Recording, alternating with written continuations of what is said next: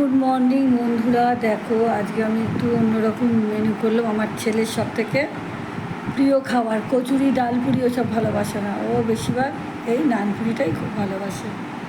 তাই জন্য ওকে জানাইনি, ও জানে না, যেহেতু আমি কাবলি ছোলা দিয়ে আর পনির দিয়ে করেছি সেহেতু ওকে আমি কিছু বলিনি। ও ঘুমাচ্ছিল, আবার ঘুম থেকে উঠে আমার রান্না বান্না সব হয়ে গেছে, গ্যাস ট্যাস মোছা। তখন যখন আমি করছি তখন 9টা বাজে, তখন আমি গ্যাস ট্যাস মুছে একদম এই যে ওকে দিচ্ছি কাবলি ছোলা। আর ও তো জানি না, উঠে দেখছে যে আমি এরকম, ও যে উঠলো গরম গরম একদম গরম গরম ভেজে দিয়েছি নানপুরি ইয়ে দিয়ে করেছি, পনির দিয়ে। দেখতে পাচ্ছ কি জানি না, পনির আছে, ছোটো ছোটো করে কুচোনো। ও খুব ভালোবাসে পনির আর কাবলি ছোলা আর নানপুরি।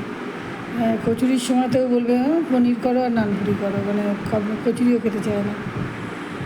তা ওর ইচ্ছা, মানে মনের মতো করেছে। আর ও যে হলুদ ভালোবাসে, মানে হলুদটা খায়, সেটা এতদিন ছিল না, পুড়িয়ে গেছে।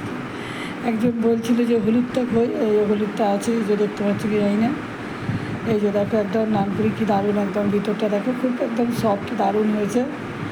মানে দেখলে বুঝতে পারবে যে কতটা নরম সফট। আর পুরো ভিতরটা ওই যে হলুদটা দেখালাম। ওর আজকে ইচ্ছা ছোটো থালাই করে খাবে। আর কালকে বাবা এসেছিল ষষ্ঠী নিমন্ত্রণ করতে, রসমালাই নাকি ওটা নিয়ে এসে, জানে আমরা খাই না। আমার বর তো দেখলেই খাবে, আমিও খেলাম, ছেলেকেও একটা দিলাম, বড়ও খেলো, সবাইকে মানে দিয়ে খেয়েছে। এখনও এই কটা আছে।